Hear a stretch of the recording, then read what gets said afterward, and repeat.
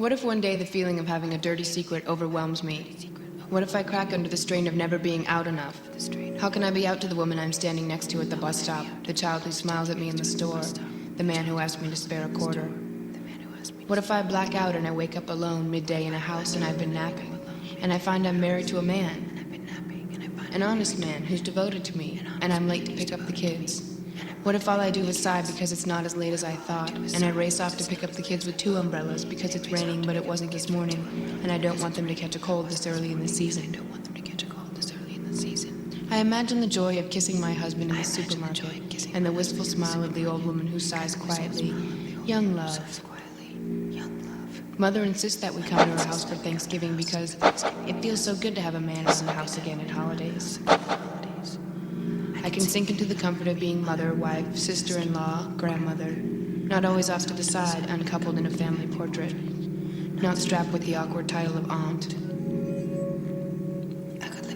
I could live a life of gender-specific pronouns and answer truthfully about boyfriends, and mean only good friend when I say it, and leave off that desperate qualifier, really good friend.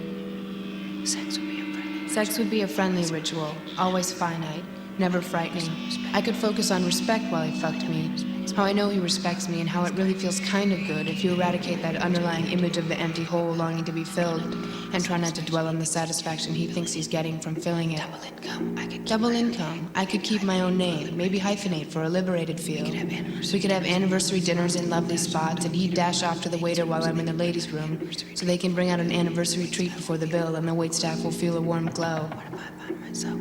What if I find myself with a more weathered face in a park, laughing, saying, "I was so young," holding hands with a parka and Old Spice, who squeezes my hand and says, "I feel better, honey, knowing you've tried everything and still choose me." It doesn't seem so far-fetched, like being caught in crossfire and dying. It doesn't seem so far-fetched, like being caught in crossfire and dying, or slipping on oil that someone else unwittingly spilled.